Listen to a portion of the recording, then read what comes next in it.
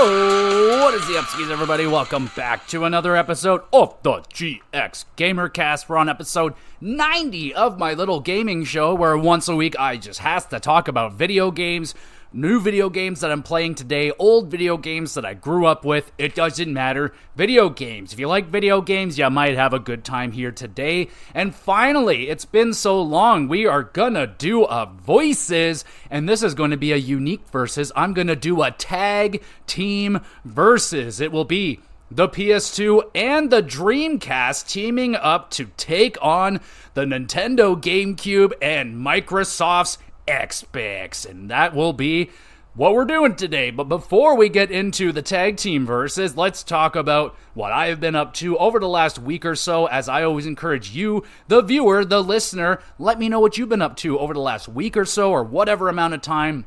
What TV shows have you been diving into? Anything awesome? Did you check out the Fallout show yet? Let me know if you enjoyed it or not. What movies have you been out there watching? And of course, what video games are you playing right now? It doesn't matter if it's old or new. Let me know what you're playing. Let me know if you love it or hate it. And I will let you know what I've been up to. So, doing pretty good this week. We got another Survivor is down, baby. We are Survivor 43. That is done, and that was a great season. Really liked the characters in that one. And another season where two of my people this time, I chose a girl and a boy. They both made it to the finals, and I will not discuss what went down at those finals, but a really quality season of Survivor. Really enjoyed that one. And you know it, we're going right into Survivor 44. This was the one that kicked it all off. This is the first season that my wife watched, and that's kind of what led us down this huge rabbit hole. I walked by, saw her watching, I was like, hey, I like Survivor, I'll watch that. And then Bob's Your Uncle, fucking 39 seasons later, we haven't actually watched all of them, but yeah, no, a lot of Survivor watching. Watched episode 1 of 44, so far so good. I mean, I think almost 2 major injuries in the first episode. Someone actually damn near cracks their head open, and yeah, their injury was so bad they had to leave the show. And then another guy falls off of a fucking cliff. Holy crap, this is already going to be a chaotic season, I can tell. So we're into that, and I did it. I couldn't wait any longer. I told my wife I would watch it with her, but our laundry list of shows, after Survivor, that has built up a lot too. There's a lot of other shows we need to catch up on. So Survivor was pretty far, or Fallout was pretty far down that queue. So I decided I'm watching it. I'll watch it alone. I'll watch it again with her. It doesn't matter. So I watched the first episode of Fallout last night. Wow. Oh my God. It was even better than I could expect. That first episode was friggin' awesome. Oh baby. The look of the show is awesome. The sound is awesome. The characters so far are great. And I don't know why I got caught off guard. I know Fallout, it's a M-rated video game, but I kind of got caught off guard a little bit with the violence. There was heads popping and there was sex and oh my goodness. And so far, Lucy, love her. She is phenomenal. I love her very much. It's actually following I think 3 characters. So you have Lucy, she's from the Vault. You got Maximus, who is a member in the Brotherhood of Steel, and I already got to see the fucking power armor. It looks dope, and they make it look so badass in the show. Fucking awesome. And then you're following the Ghoul as well. So you probably, if you've seen any of the commercials, you see him. The opening scene of the show, kind of pre-bombs falling, was excellent. Fucking excellent. I loved it. I hook, line, and sinker immediately. I am so into the show. I'll be watching more. Absolutely.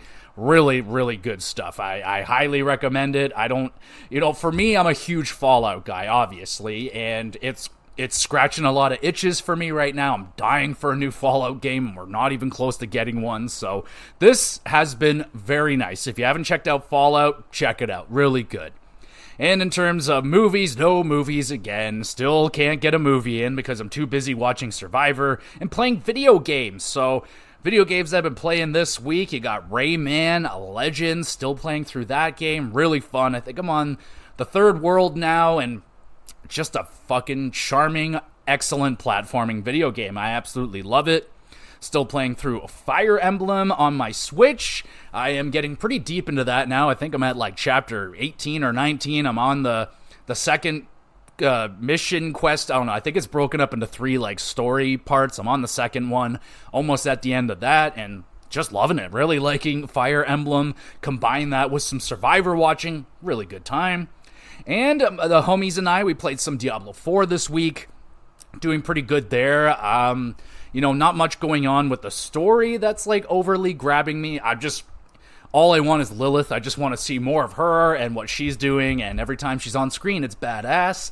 Gameplay-wise, it's more Diablo. Like, if you played Diablo 3, I'm not really sensing anything drastically new to the formula there at all. It's just running around, grinding, looting, getting treasure, upgrading, getting better, and trying out new class abilities. Because, like, your class, at least for me, through my first run, like, I'm only using so many, so I can change them up every now and again, try out a different combination of spells and combinations, and see if that one's more fun than the other, but still playing as the Druid. I think I'm probably I think I'm level 25 or something like that now, so we're plucking through it pretty good. I don't know if I'm going to get onto it tonight or anything, but hopefully to get some in on the weekend time. And I did get into Final Fantasy 16. Just got into that bitch this morning, and oh my god. So I just played until the title card comes up, which is probably about 2 hours. Holy shit, that first 2 hours was outstanding. Oh my god. So for me, I played most of the Final Fantasies. This one, I'm getting a lot of Final Fantasy 12 vibes, just in terms of the theme, where it's kind of medieval. It says that it takes place in 800 something, so it takes place in a medieval times. You got swords, and oh my god, the opening has like 2 major summons, like Shiva and Infert, I think it is. Those 2 are just battling it out, and you're like taking control of it. And yes, it is a different tone than your normal Final Fantasy. Most of the Final Fantasies are rated T. This one is the first ever M-rated Final Fantasy, and yeah, dude, like, you're getting fucks getting dropped, like, just them saying fuck in Final Fantasy, I was like, oh my god, like, this is gonna be awesome. And there's blood, and fucking throats are getting slit, like, holy shit, it is truly Game of Thrones meets Final Fantasy so far. Game of Thrones even has the fantasy stuff, so, like, yeah, man, it's very much so in that style. The gameplay so far, I'm really digging it. It's, I'm not very comfortable with it just yet. I was actually getting my ass kicked by the first boss, because I don't know, the dodge button is your R1, and I want it to be circle, but circle is like this other move, so I keep pressing circle to dodge, because of so many other games that I've played, circle is dodge. But yeah, I'm getting used to that. So far, the combat it's way more action. It's like action, straight up action. No turn-based RP, like, it's an action RPG. So kind of plays like, not really Devil May Cry. It's not that flashy yet, but yeah, kind of a hack and slash situation, which again, kind of refreshing. I like it. I'm very new to it, so I don't have a whole lot of moves yet, but the magic move was cool. You get like this little dash thing that was sweet. Game looks awesome. The graphics are obviously very, very good. The music so far is, oh baby, this is that grandiose scale when it comes to music. You got the fucking choirs going crazy, and just, oh yeah, it's a big arrangement. The music, the voice acting so far. Finally get to hear Ben Starr performing in this game after hearing him on Games Daily so many times. That excellent voice. So yes, really enjoying Final Fantasy 16 right now. If you still are looking to buy it, I believe it is still half off on PlayStation right now on the store, so if you're looking to grab that one up, I would highly recommend it at half price. A pretty fucking good deal, and maybe the best intro to a Final Fantasy game that I can remember. Like, I remember 10 really blew me away. Intros in Final Fantasy are always pretty fucking awesome, but this one was one of the best. Holy jumping, that was a crazy intro, and I can't wait to play some more. I'm going to get back into it later tonight, and I'll probably be doing a review for Final Fantasy 16 once I get through that one. But so far, so good, man. Really enjoying Final Fantasy 16, and that is everything that I've been up to. Again, let me know what you have been getting into, and let's get to it, man. Let's do a versus for the first time in a long time, and the first ever tag team versus PS2 and the Dreamcast versus Xbox and GameCube. Let's dive into it.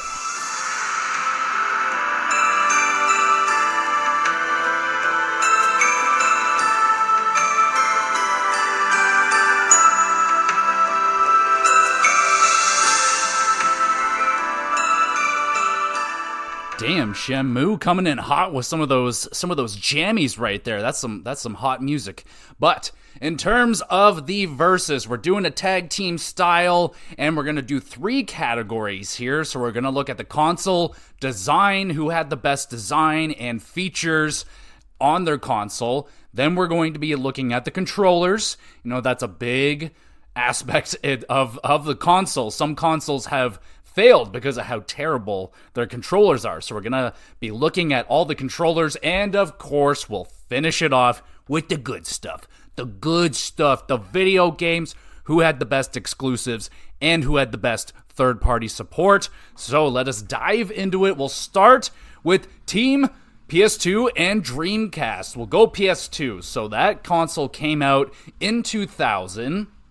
And it came out starting at $300. Now, $300 is a pretty nice price. For back then, that's, you know, I'm not a freaking mathematician over here. I don't know inflation. But that's probably in and around like $400, $500 today. A standard console price, but $300, you know, geez. Pretty good. It is PS1 compatible, so if you're coming in off of the PS1, which a lot of people purchased, you can continue playing the games that you have on there, or any more that you want to keep buying. The new console has you covered right there. And of course, the big selling point with the PlayStation 2, which helped myself and my sister claim a PS2 because of the DVD player that was built into it.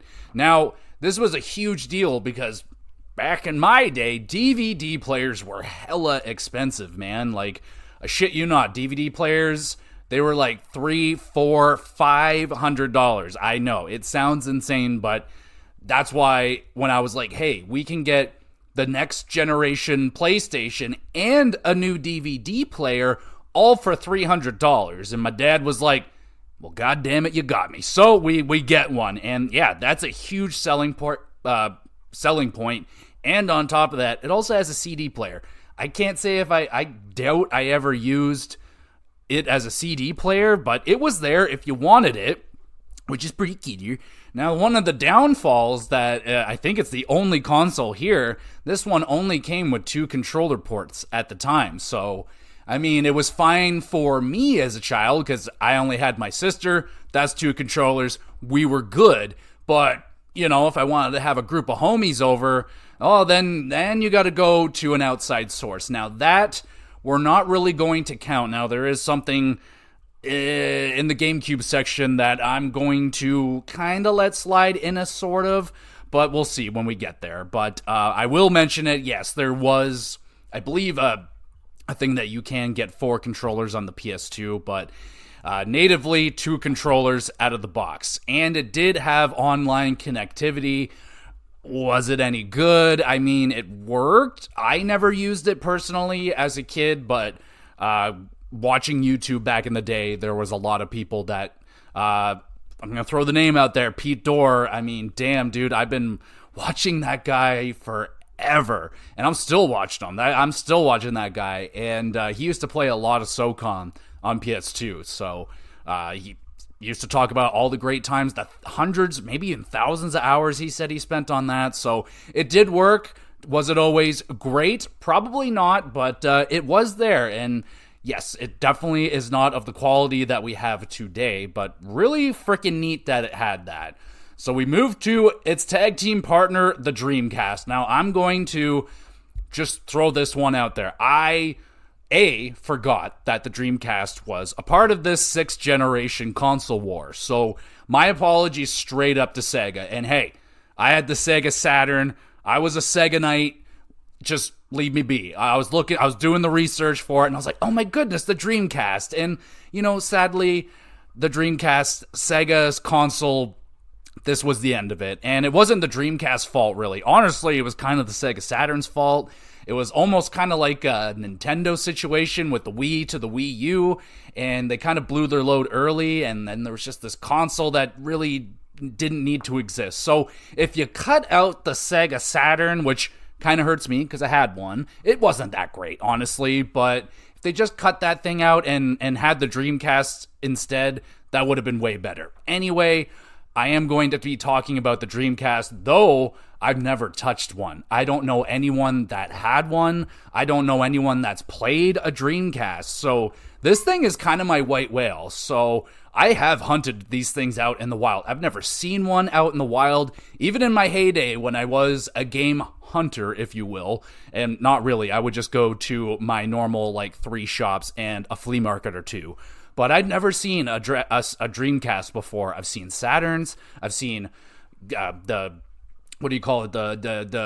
ones before it. Anyway, never seen a Dreamcast, though I've always really, really wanted one. I thought the controller was hella cool. And yeah, there were some games on there that I really wanted to try out, of course. But the thing to me is a white whale. And if I ever did see one, I feel like it'd be hella expensive. But the cool thing about the Dreamcast, I guess, is that it actually got a head start. And sorry, I wanted to mention the console sales as well. So this is kind of why I wanted to make it a tag team thing. Because if you went through the 6th generation like I did, or if you're aware of it, you might know that it's kind of a no contest. There's one console that kind of ran away with this generation. But I'm not taking sales into account for this, but I'm going to tell you the numbers because numbers are fun. So the PlayStation 2, as of 2007 anyway, that thing was probably still selling, but 127 million consoles sold. So that's incredible. The Dreamcast, on the other hand, 9.13 million consoles sold. Now, it had an abrupt end. They stopped producing them kind of early because they kind of just knew their fate, but they did have an early start and a pretty good start for the Dreamcast. Now, obviously, because it was the only new console on the market, but again, they ended up finding themselves in a weird, wacky area, and they just kind of got outshunned by its new competition in the Xbox and Microsoft. But the Dreamcast, at the start, did really well, but then it did peter out. And I'm not going to get into the details because I'm not going to sit here and pretend I grew up with a Dreamcast. Because like I said, I didn't. I don't know anyone that did. Please tell me your Dreamcast memories. If you grew up with a Dreamcast, all I hear is that the thing was hella underrated, underappreciated, and I've always wanted to get my hands on one and try it out. But maybe one day they'll do. But I want the controller too. Maybe they'll do one of those little virtual consoles or whatever with the controller. That would be sick and updated and all that stuff. But we're not talking about the controller just yet. But it did drop in 1999, so it did have a little bit of a head start there, and it came out at $200. Don't worry, I'm just saying dollars in a weird way because that's how I say it to my wife, and it makes her giggle. It's kind of the Minnesota way, but anyway, and kind of Canadian. Dollars. $200. But it came with 4 controller ports, which is excellent. Back in my day, having friends over, playing multiplayer split screen was all the shit.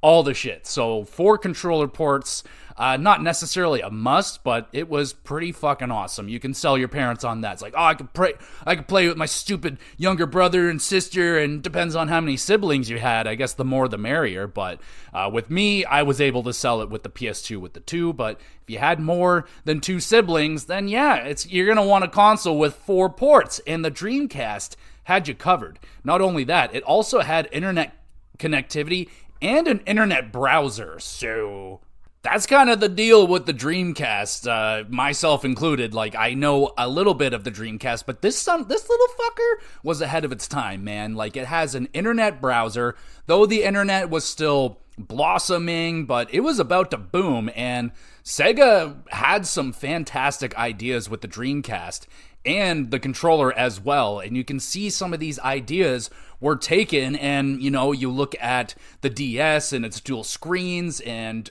you look at how the Wii U uses its controller to interact with the game that you're playing. So there's definitely some really interesting, innovative ideas that the Dreamcast was playing with. And internet browser, I wouldn't have known what to do with that as a kid, but if you were a teenager or someone that knew what to do with the internet, I imagine it was hella slow and probably not that good, especially for today's date. But back then, if I wanted to look at a picture of a boobie, I can do that in 1 week on my Dreamcast, bro. Like, you tell that to the homies in the playground, like, they're gonna go nuts for that. So I don't know. That's a big deal to me.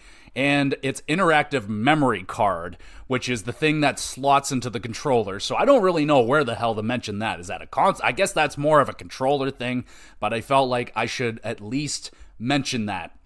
And I guess I should be talking about like the console design and the look of the thing itself, which I haven't been doing. But now that we've talked about the features of the console, let's tag team the PS2 and the Dreamcast together and talk about the look of these machines. And we're just going to go with the OG. I'm not going to go with no slim model, no extra colors or anything like that.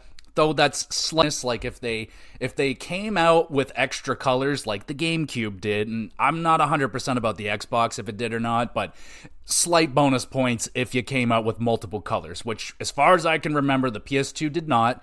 It came out fat and it came out looking fucking sleek, man. Like, what an upgrade over the look of the PS1. Like, the PS1, I don't know, like the gray was never my favorite. I've seen the black one. The black is the hotness. My uncle had one. Holy fuck. I've never forgotten that thing. I think the PS1 black is one of the sleekest looking things, but this thing it totally went like next gen with it. Simple, just the kind of thin rectangle. The little logo that you can twist around, you can lay it on its side, you can stand it up. Question is, what did you do? Did you lay it? Did you stand it? I was a lay guy. I laid that bitch down, and no problem with that. So, good-looking console. Is it going to go down as, like, one of the most memorable? I don't think so. Like, it's kind of just a black rectangle. It's sleek. It's iconic. I have two. My wife still has hers, and I have mine. So they're both fat. I remember my sister did have the slim. I'll talk about it. It's not going to count for anything, but it was it did feel really flimsy. That thing was so slim. Like, when they said slim, they weren't kidding. That thing was tiny as fuck. But it was cool. It was there. Now, the Dreamcast, I like the look of this thing. Now, it goes with the gray, unique shape. I really can't quite identify what the shape is on that thing, but it's very let's take a look at this thing. Actually, let's see what are we looking at here. What the hell shape is that? Is there a picture? You don't have a picture. That's incredible. All right, well, we'll go. We might have a picture. It's loading. Something's loading, folks. It might be an advertisement. You know what I've been duped. I think it's an advertisement, so we're not going to worry about that. But the console, I like the look of the thing. I like I don't know, it's just kind of, I like the way that you can press the CD, it uses CDs. All these consoles are CD based. We've moved off of the cartridges of the N64. We're all in the CD world here. And then there's Nintendo with their, we'll get to them, but I've always liked the look of the freaking Dreamcast. I wish, I can own one, or, I don't even think the homie Billy ever had a Dreamcast. Honestly, I don't know. Maybe it's just a hard thing to come by in Canada. Maybe they didn't a whole lot of them over here, but I don't know. I've always liked the look of the Sega Dreamcast. It's clean, it's sharp. It's actually kind of more of a white, but I'm looking at it and like it's kind of a square, but what throws me off is the little, the fucking disc tray thing is circle. But yeah, man, I am a fan of the look of the Sega Dreamcast. And I also just love the logo. The Dreamcast is simple, the orange just squiggly with the Dreamcast underneath. I like that, man. I like that a lot. So both are quality looking consoles. So let's move on now to their competitors. Which should we start with first? maybe we should start with the new kid on the block. So the new kid on the block, we have The Rock coming out and introducing this thing with frickin' Bill Gates. Like, oh my goodness, the times were different. The Rock had hair and stuff like that. And yeah, but the Xbox, this thing was a monster, an absolute monster, the murder hack monster of consoles. This thing was a beast, an absolute unit of a console. Now, I didn't own an Xbox. My friend, he had an Xbox, and he just said, he's like, you want to borrow it? Take all my games, take the system, and whenever you're done with it, give it back to me. So I spent a few months with an Xbox, and I hella enjoyed myself. And I played an Xbox. My aunt, she had Xbox at her house. Every time I went over there, I was playing freaking Xbox with my Uncle Mike, and hell yeah, man. So I've had experiences with the OG Xbox. I was actually a huge fan of the OG Xbox, but during that time, I could absolutely only convince my dad to get me one console, so I had to go with what I knew. I had a PS1, so let's go to the PS2. Let's be safe. But the Xbox, this monster comes out at $300, and it has Xbox Live, which was by far the superior online service. Was it perfect? No, but it was fucking pretty damn good because they had the backing of Microsoft, the computer people, the internet people. So they know a thing or two about how to run an online service, and they were doing that back then. I think it was free too. You can correct me if I'm wrong. I think it was free on the original Xbox, but I'm not 100% sure. Now, I did play a little bit of Halo online back in the day, and Halo 2. That was like my first ever console online experience, and it was overwhelming to say the least. I was terrified, didn't know what was going on. People were screaming and yelling and dying all around me. It felt like a war. It was crazy to me. I was like 9, so just okay.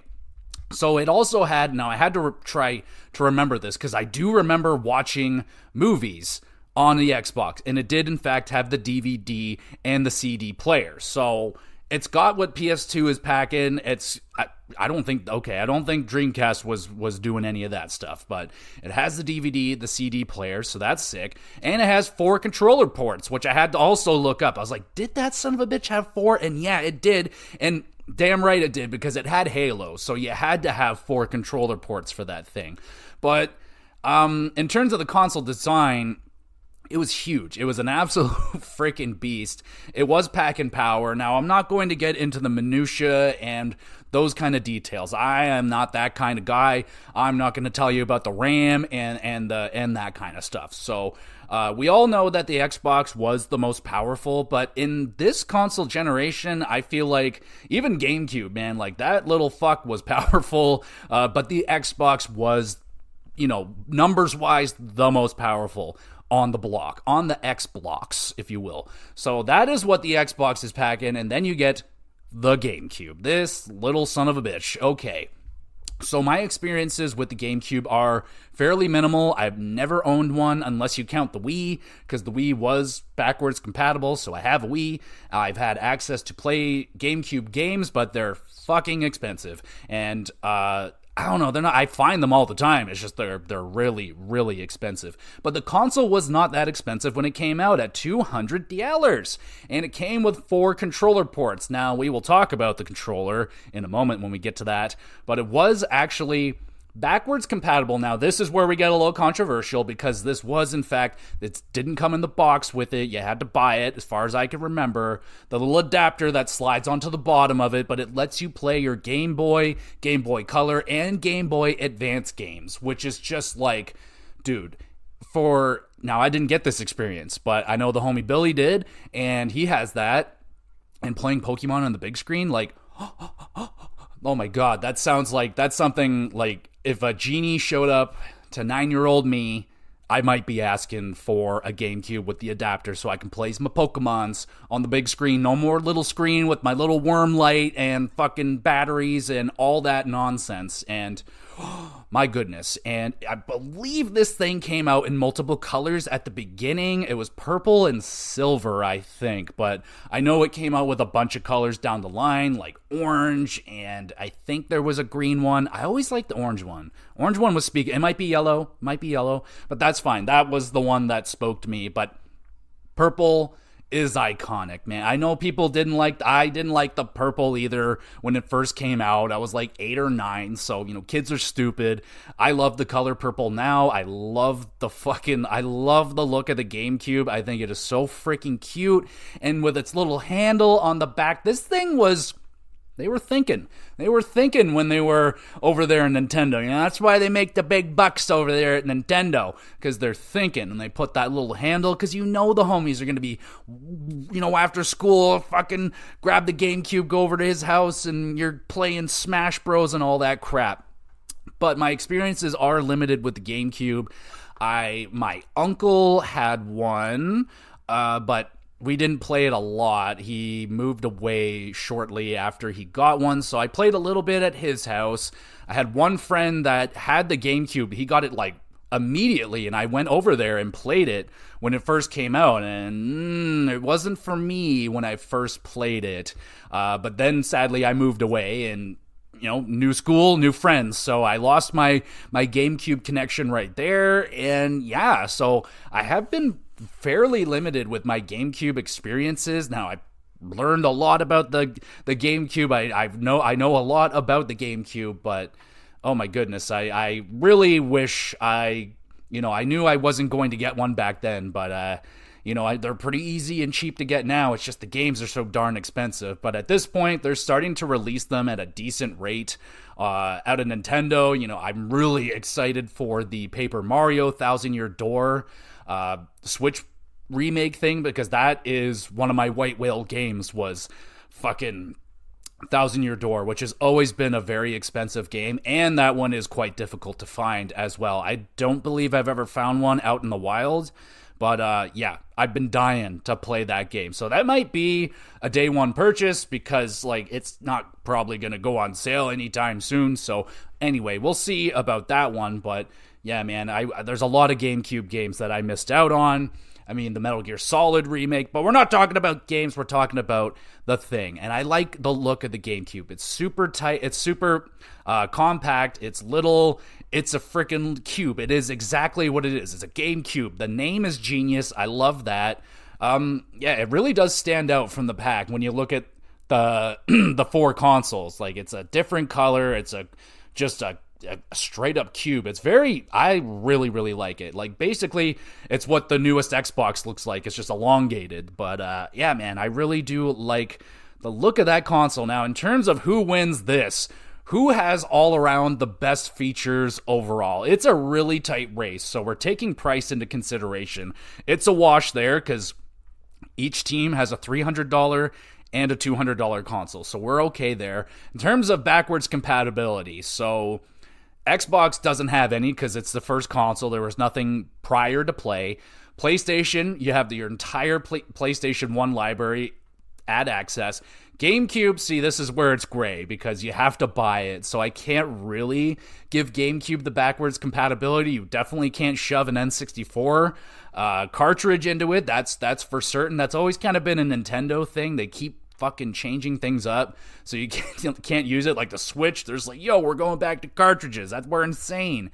But they all have the 4 controller ports except for the PlayStation 2. So rather we wash it out and say, hey, the PlayStation 2 could get 4 controllers and it's backwards compatible, or we wash that out and just say fuck it. But I'm just gonna say the GameCube is backwards compatible and the PlayStation 2 can get 4 controller ports. Now it just comes down to, we have online connectivity. So I don't really know how good the Dreamcast was at it. I know people were playing that fucking, I don't know what the hell that online game was, but they were doing the thing, man. And there was wasn't there an online Sega Mart or something, I don't know. Definitely ahead of the times, man. I kind of wish Sega was still making consoles, but Dems to break. They are making some pretty damn good games these days. The internet browser and the internet connectivity, though, with the Dreamcast, that's pretty sick.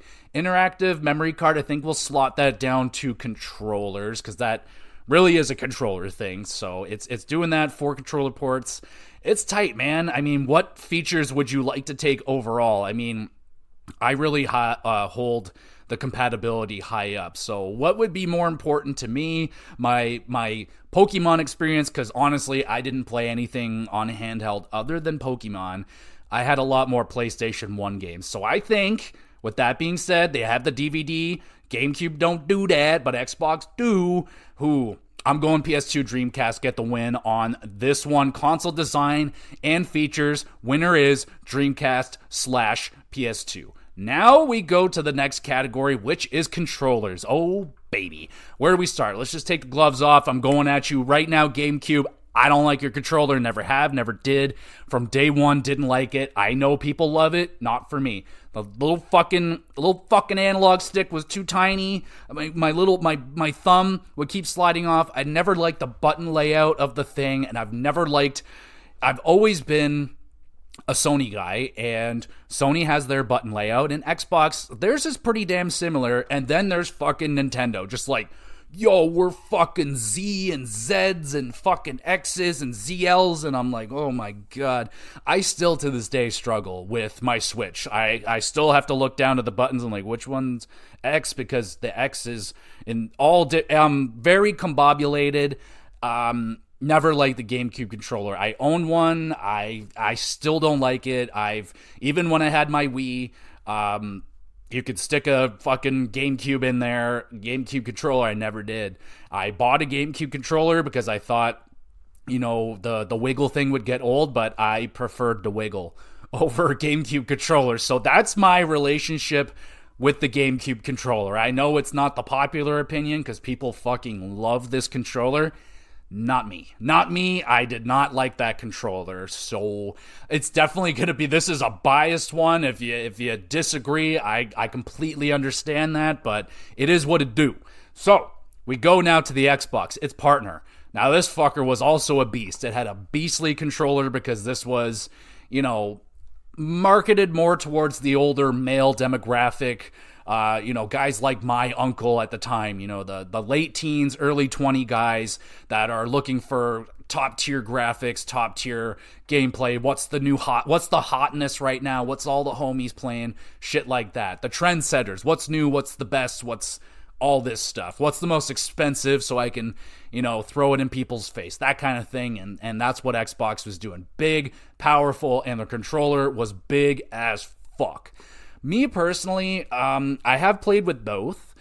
They do have a smaller one, which is much more like the 360 style controller. Not quite as well designed as that one, but they had the right idea. Now I'm gonna more focus on the big beastly thing because that's more what the console is made to be known for. Is that big controller, and it works for guys like. It works more for guys. Now, if you want to play it with your girlfriend, she's probably going to need the smaller controller. Nothing wrong with that. Nothing wrong with some tiny hands, unless you're Donald Trump, I guess, because he likes to say it doesn't matter.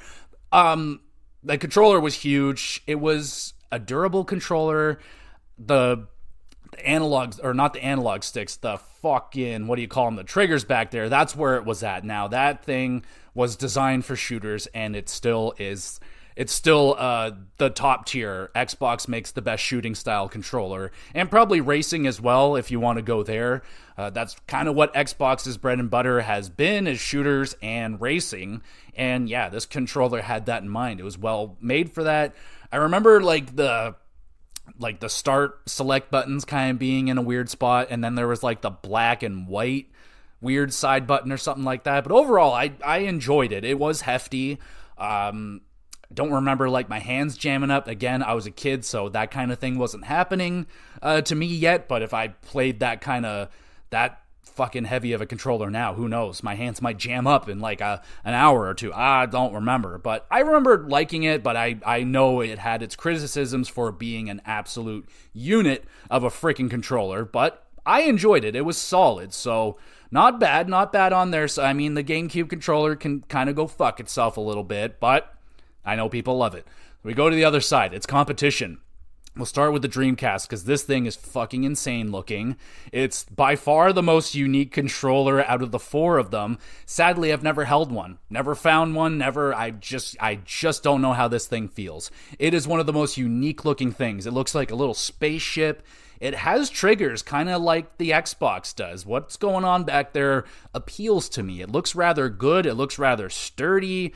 It is big though. It's a massive looking controller. Again, I wish I can feel what it's like, how big it is in my hands, but the thing looks like an absolute unit. And then it has the memory card, which I think is called a VMG or something, video memory unit, VMU.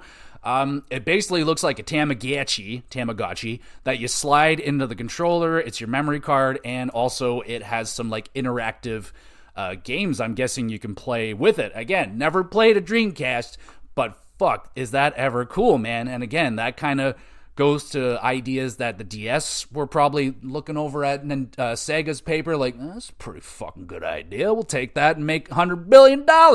So that's kind of how that went, but really, really unique looking controller. It's also, I love the colors on it. It's got a picture here of it. Got the green, blue, red, and yellow, kind of Lego-y, kind of childishy looking, I guess, for some people, but I like the look of that thing. Now, the analog stick is what what interests me. Now, it only has one, and it looks pretty good. The thing is, it's that the analog stick is there, and then the D-pad is right underneath it, which doesn't seem ideal. I don't know. Again, it doesn't look like the greatest thing, but I've heard good things about this controller. It's very comfortable, and people dig this thing. So I'm just going to have to go with their word on it. Now we get to the one that I know. Daddy like his DualShock over here. So DualShock 2 is... oh yeah. Oh baby. So compared to the first one, the PS1, that thing was holy fuck. Like pre-analog stick, that thing was pretty not great, but once they added the analog sticks, oh fuck yeah, Sony was cooking, and they just said, if it ain't broke, don't fix it too much. So they just went DualShock 2, improved it, cleaner, felt great, and the only big issue was the back buttons. R1, L2, all that shit, not ideal. Not the best, not the most comfortable, not the most satisfying to use. Nowhere near as satisfying as using a trigger on, I would imagine, a Dreamcast, but Xbox for sure. So yeah, those back buttons were weak. They felt like they broke pretty easily. I don't know. I went through quite a few PlayStation 2 controllers, and I'm not really going to put this as a negative, but in the long run, I found that my controllers would like turn to jelly a little bit. The analog sticks or something would start to like, I don't know, fucking melt or decompose. No idea what's going on there. I'm not a scientist, but yeah, there'd be some sort of weird stuff forming over the controllers over time. And also, without saying all these controllers were wired at the time. I know that's kind of crazy that we used to play games wired. I mean, really kind of wild nowadays how everything is so nice and wireless and so freeing. I don't fucking rip the console out of its socket, which also Xbox was a little bit ahead of the game there. It had the breakaway controller thing. There's actually like an extra thing you plug into the controller, so if you're you lose your mind on Halo and then the thing's gonna pull out instead of ripping your console out of the TV slot thing or whatever the fuck. So kind of cool, a little annoying at times too when it would fall out, but yes, the DualShock 2, iconic. People love it. It's really hard to go back to now because of how much the DualShock has improved now. Like now they have adaptive triggers and it's fucking crazy and all that stuff, but it was a huge step up. It was a fantastic controller. I loved it. Excuse me. This is kind of a tough one to choose because I know the flaws of the PS2 controller, but I love it. And then I've never touched a Dreamcast controller, but people love it. And then there's my just undying hatred of the GameCube controller, but people love it. And then there's the controversial, people with big hands love the Xbox controller, but people hate it that have small hands. But then with the small-handed people, they can get the small-handed controllers. So, this one's kind of tough. I might have to give this the fucking Xbox and freaking GameCube right here, even though it makes me very upset about it because I really, really don't like the GameCube controller, but I just might have to give it to them because, you know what, in hindsight, the PS2 controller just ain't that great. Great for the time, but it was fine. It was fine. Definitely not the best one out of all the DualShocks, but over DualShock 1, oh yeah. It goes to GameCube and the Xbox. All right, we're out of here. We're moving on to games. Let's talk about freaking video games. Mainly, we're going to focus in on the exclusives because that's everyone's bread and butter back then. We're starting to change that narrative nowadays where exclusives are jumping over to other areas, especially PC. PC is feasting on console exclusives right now. Everybody except for Nintendo, they're probably just never going to get in that pool. I would not be surprised if they just never do that, but it is what it is. So we're mainly going to focus in on the exclusives for each console, but obviously third-party support is a big deal as well. But exclusives are the main, it's like 65% of your final exam, and the rest is third-party support. So, oh boy, I really want to start with the Dreamcast because that's the one that interests me the most. We know the PS2's fucking library is one of the most insane of all time, possibly the deepest library of video games ever, especially in comparison to its competition. It's fucking insane. But hey, Dreamcast has some bangers over here, okay? So, we kick it off with Soul Calibur. Now, I'm going off the Metacritic scores over here and take into account back then there were not as many reviewers. So, take these scores into consideration with an asterisk, if you will.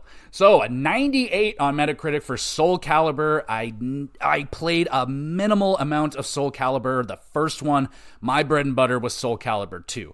Now, from what I've seen of gameplay, Soul Calibur, very, very similar looking to Soul Calibur 2, just not graphically, obviously, but fucking an all-time fighting game. Probably my favorite franchise I play. Definitely the one I played the most. It's really the only fighting game I got very into. Now, in terms of the sports games, and I guess extreme sports games in terms of Tony Hawk games, we're going to kind of skip that stuff, though I will mention, as I have time and time again, this was the fucking golden era of sports games. Tony Hawk games were fucking killing it. Same thing goes with sports games. Like, every NFL game was like amazing. All the NHL games that I played back in the day, even though I only actually played NHL 03, was unbelievable. The wrestling games, like, come on now. I feel like golden era in terms of features and the amount of shit they would put into those games back then, and it shows in the scores here. There's tons of high 90s for NFLs and Tony Hawks and NBAs and tennis and all that stuff. So yes, the sports games back then were very, very, very quality, but we'll pass on those for now. Jet Set Radio, that was a 94. I remember playing a little bit of this game. I fucking loved it, and I think it was a demo, honestly. Like, I remember playing this, and it was amazing, but people love this game. The art style is timeless. It still looks freaking good, and the closest thing I can say I played to it is Sunset Overdrive, which I love. That game is amazing. I'm going to point this one out here. Code Veronica, I don't think that's a console exclusive, but it might be. So that's a 94. Also, same thing here with Quake 3 Arena.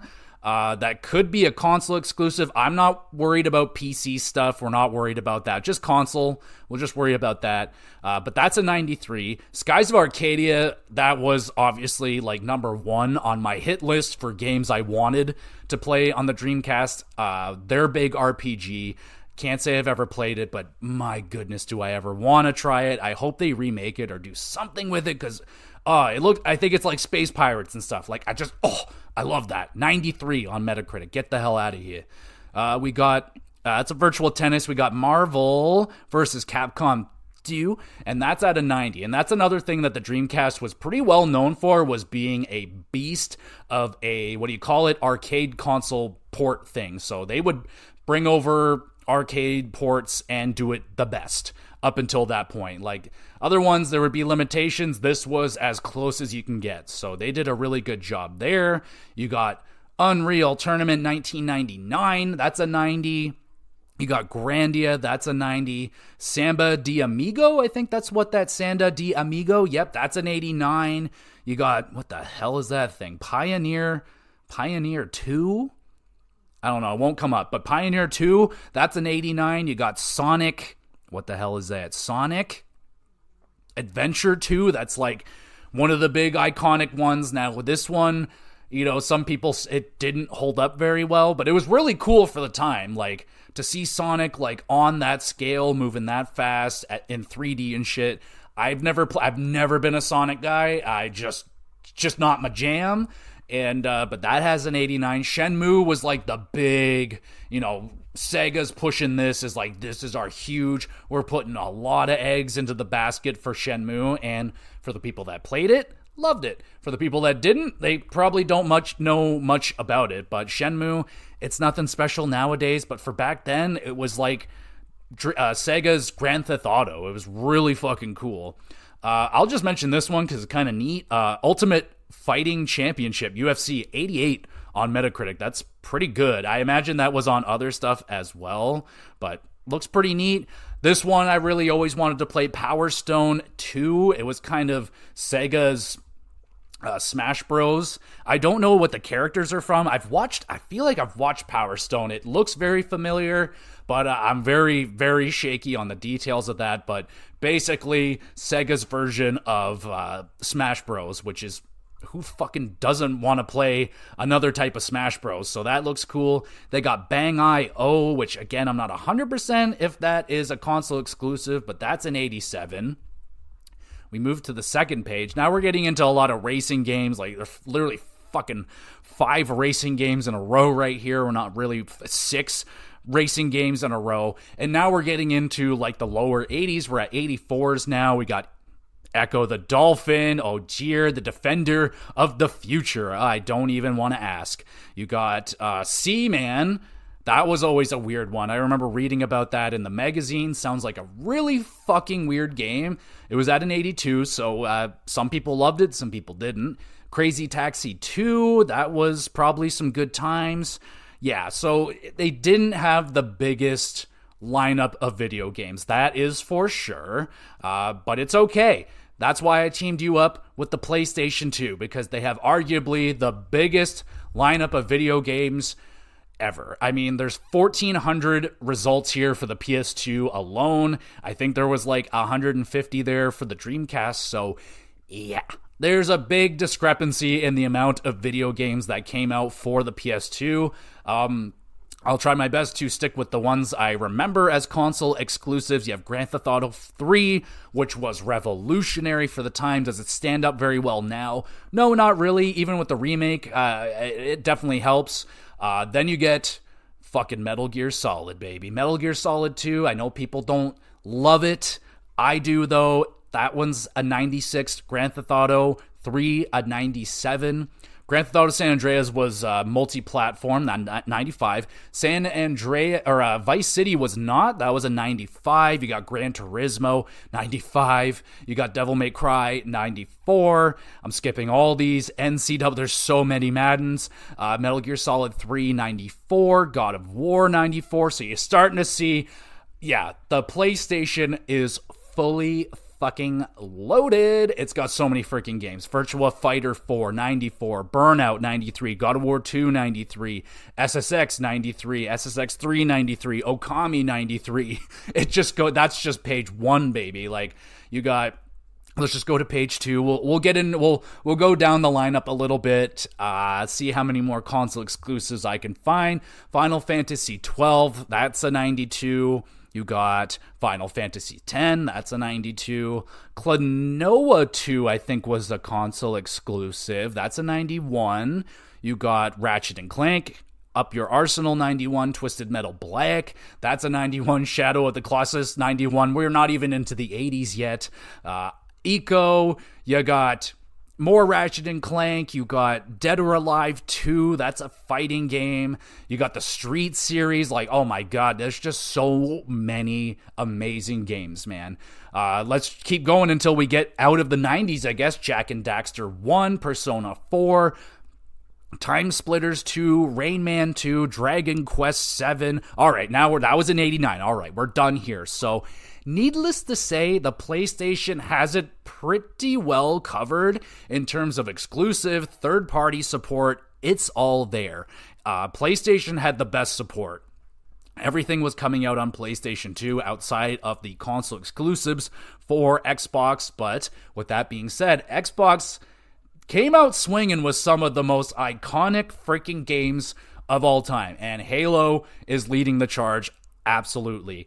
97 on Metacritic, and followed up with Halo 2, which I think is the better game, 95. But the first Halo was absolutely revolutionary.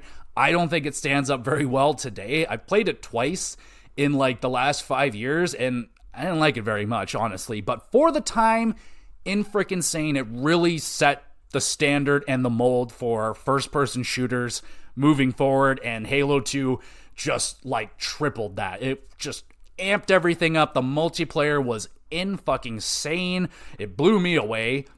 You have Ninja Gaiden Black, that's a 94. You have the Tom Clancy games, which I think were a console exclusive for a little bit, but I own them all on PS2, so I know they're on PS2, but they're there.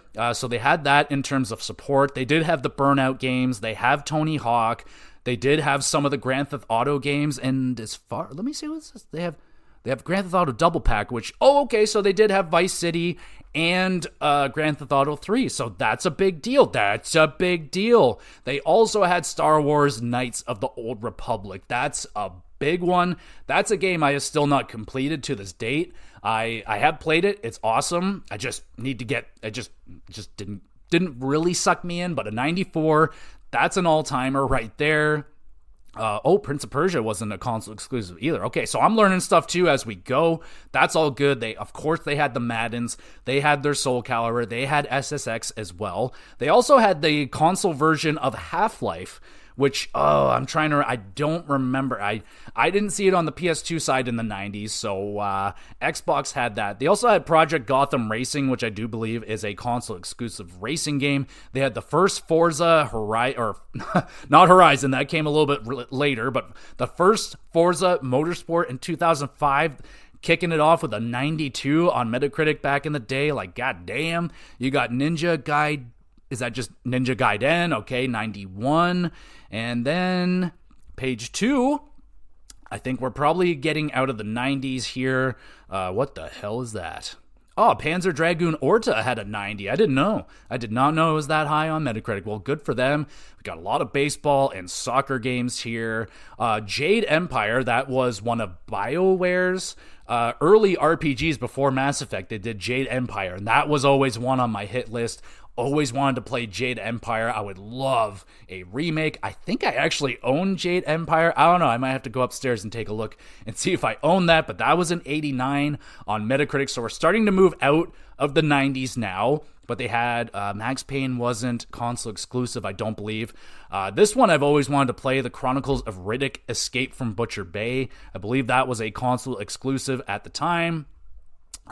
Brothers in Arms. All right, we're starting to get into the more weird stuff, but before I move off of Xbox, I have to shout out Fusion Frenzy. God damn, I played so much Fusion Frenzy when that game. Oh man, I played that for a solid weekend. Oh, I played the shit out of it. That game was hella fun. It was basically Xbox's Mario Party, just a bunch of mini games with friends and stuff, but it was a lot of fun. I remember really enjoying that one.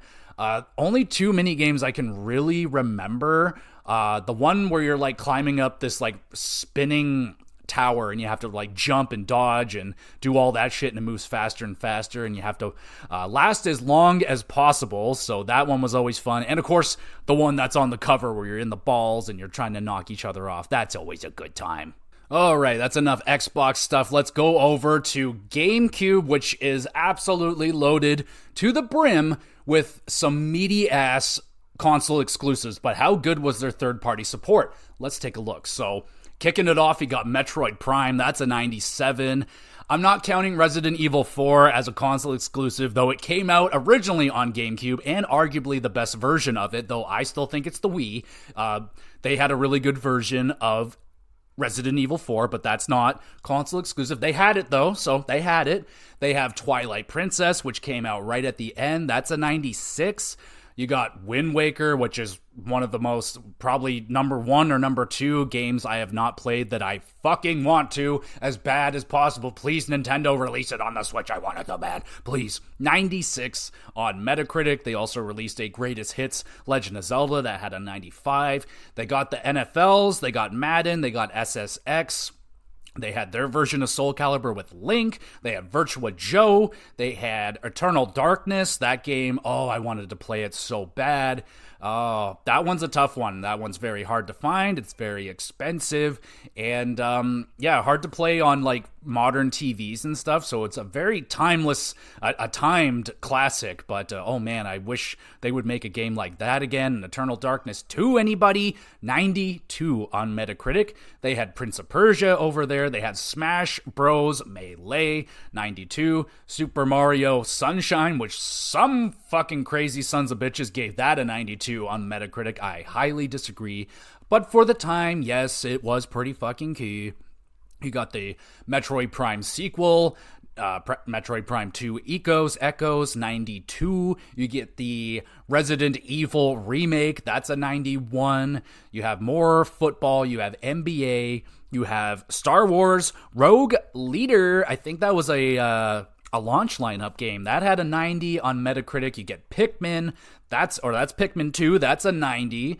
Again, you get the NBA games, so you're covered there for sports. I imagine they had the NHL games as well. There's a Tiger Woods game, so they have the golf. Then we get to the first Pikmin, that's an 89, so now we're on to the games under a 90, and yeah, so Sony by far has the deepest roster of 90-plus games in its library, but we're still going strong here with some really good games that are just shy. So they have Tiger Woods, Pikmin, they have the Tony Hawk games, F-Zero GX, that's an 89, a lot more Tiger Woods. They even had Splinter Cell and Burnout. There's NHL, the Street games. Time Splitters 2 was over there. They have Super Monkey Ball 2. That's an 87. Aggressive Inline Skating. My goodness. I never played that one, but it had an 88 on Metacritic. There's Paper Mario 87. You get Mario Kart. Double Dash. That's an 87. I want to go a little bit further down with Nintendo because they have some of their more meaty exclusives down there. They didn't get the highest ratings, but there's Animal Crossing. You got 87 there. Super Monkey Ball, 87. Zelda and the Four Swords Adventures. Yep, that's an 86. You got, what the fuck is that game? Tales of Symphonia. I doubt that's a console exclusive. They had the Virtua Joes. You got, that's Fire Emblem at an 85. The game I'm probably the most jealous that GameCube got an exclusive for some reason, the Metal Gear Solid remake, which was an 85, but oh my good, like, why didn't Sony get that? Like, I just don't understand that one. Ikaruga, I do believe, was a console exclusive over there as well. That's an 85. Yeah, we're getting pretty down there. Okay, but they have third-party support down here as well. I'm seeing 007s. I'm seeing Lord of the Rings. I'm seeing Hulk video, the Incredible Hulk video games. We move a little bit further down. Just want to see if I'm missing any big name games down here that I should be aware of. I've seen Hitman. They had Hitman? That's fucked up. Oh, that's pretty cool. All right, so Resident Evil 0, I think that was a console exclusive. They had some Harvest Moons over there. Yeah, I mean, it's a good lineup of video games. Like most Nintendo libraries, it's Nintendo heavy. Like, the big hitters are going to be the Nintendo games, the Marios, the Zeldas. But there was a good amount of them, man. And they also had, the Mario sports games. I know people love the Sluggers, and Strikers was fucking good times, man. I got so into Strikers. Love that game. They have the tennis. They have all that stuff. All that is there. It's a great Nintendo lineup of video games. Mario Party, of course, all that is there. But did they score the highest? No. And with that being said, I think it goes without a doubt, even if I threw Dreamcast onto Nintendo's side as well, PS2's taken this without a doubt. It is the deepest, just thickest, nastiest library filled with exclusives and all just an array of game. Every third-party title, like they had it all, man. And it had the longest support. Like they were putting FIFA out. They're probably still releasing FIFA on PS2 because it's FIFA. Everyone's playing FIFA. Have you played FIFA? I played FIFA on PS2 actually. So there you go.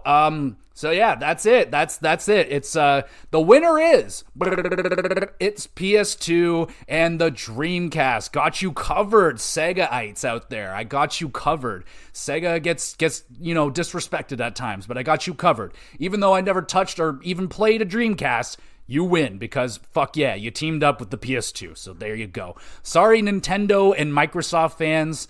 It is what it do. It's the PS2, man. Like you look at the numbers, it won that console in a landslide for a reason. It just had so many freaking games, man, and the greatest hits. Like it was just an amazing console to have. But with that being said, I think Xbox and the GameCube were very good as well. Oh, I got to shout out Fable. How did I miss out on Fable? I loved Fable. Fable might have been my favorite Xbox game. Like, I could play Fable. Oh my god, I just love that game so much. I have to shout out that one before I get in trouble. But yeah, without a doubt, it was pretty, that's why I kind of held off of doing like this versus, because it's obviously PS2. It's one of the greatest consoles ever, one of the greatest libraries ever. It's an amazing console, but I think all these consoles were great. We look at the cool things that the Dreamcast were doing that we see are influencing consoles even now. So, like, Dreamcast, man, I wish it went better for them. Like, it really sucks that that's kind of how it went out. I think it seemed like a great console. It was just timed badly. It was just very poorly timed. They really lost a lot of faith in their customer base with the Sega CD and the 32X and the fucking Saturn even. That hurt their market. And by the time the Dreamcast came out, it was kind of too late. And then bigger, better things were coming out. PS2, this Xbox thing was coming. So yeah, sadly, that was the end of the consoles for Sega. But maybe someday they come back. At this point, they're pretty fat and happy just making video games and Sonic movies, I guess, and Knuckle TV shows. But there you go, everybody. Versus, a long time in coming to finally do a Versus.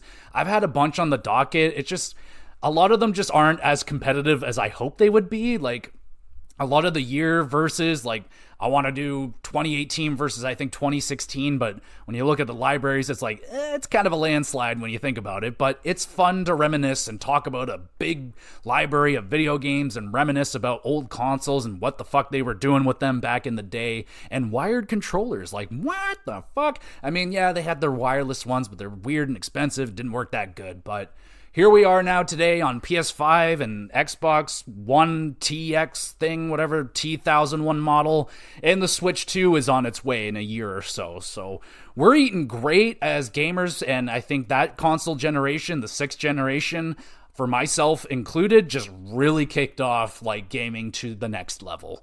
And it just continued on to that HD level. I did a Versus for the Wii, Xbox, and 360. You can go back and listen to that one. Which episode is it? I don't remember. So you're going to have to go back a little bit and look. But while you're back there, listen to some of the older episodes of the GXGamerCast. They don't age like milk like my news episodes for the NHL and my weekly recaps for the wrestling. So you can always go back and listen to a GamerCast whenever, whatever, however you want to. So do that, please, and thank you. And let me know if I was wrong about this console tag team Versus. Let me know. Was the GameCube better in your opinion? I would love to hear you debate their lineup of video games, that library of video games versus the PS2. It's just, there is no competition. It's just not a competition. I'm sorry. You can love your Mario and your Zelda as much, and I like Zelda's probably my favorite franchise, and it's not enough to take down the PS2. So that is what it do. Dreamcast, PS2, take the dub. Let me know what was your favorite games, and if you have a Dreamcast, send me one. Let me play with it. I'll be your friend, I swear. And but if you grew up with one, let me know. Why'd you have one? what did you love about that console, and what was your favorite games and all that great stuff? And did I do this console justice? A console I've never played. I apologize. They're hard to find, and I really want one though, but can't find one, and I'm not going to go out and try all that hard, and I'm not going to blow like hundreds of dollars to try and play one. So there it is. Let me know what your favorite consoles and games and all that stuff. Let me know who won your versus, and throw me some ideas. I have a whole list of versus ideas. Just, again, they take a lot of work, a lot of research, a lot more effort is put into these episodes. So throw some ideas out there. You know, I have game series versus, I have company, like developer versus, I have like an Insomniac versus Naughty Dog, because I feel like those two have always been attached at the hip. So that could always be a fun one to do. Retrospectives, anything, just throw it out there. It's all good. And in terms of your awesomeness, you're pretty freaking awesome, especially if you're listening to this podcast on the regulars and hitting the like buttons and sharing it and telling all your friends and all that great stuff and following along on the Twitters. There's links in the description if you want to send in a question related to video games, wrestling, hockey, anything else, doesn't really matter. Send in a question. There's email, there's Twitter, there's a YouTube channel, Gamer GX Videos, where I upload all of these episodes. You can watch them, drop a comment there. I would love to answer the question live on the podcast while I'm recording it, shout you out, all that great stuff, answer your question. That'd be a lot of fun. So thank you everybody so much for listening. That was a fun versus going down memory lane with some of these old games. Oh, better shout out Luigi's Mansion before, I mean, it's further down the Metacritic thing, but I fucking respect that game a lot. It wasn't Mario, and that's not what people wanted, but that game is fucking sweet. I remember watching my uncle play it, kind of scared me as a kid, and yeah, so again, thank you everybody so much for listening, and the ramblings will end as soon as I want to stop talking. But make sure you're checking out all the other episodes of the podcast. There was a Fallout 3 retrospective a couple of weeks ago, so you can go listen to that. Yakuza Like a Dragon review, like, oh fuck yeah, there's a ton of stuff to go back and listen to. So if you want to be the most awesome, go back and listen to every one of them, download them 1,000,000 times, and yes, make this thing a success so I don't have to have a regular job anymore. This is on you. This is your fault. No, I'm just kidding. You're fantastic. Thank you so much for listening. We'll be back again with some more GX+Cast.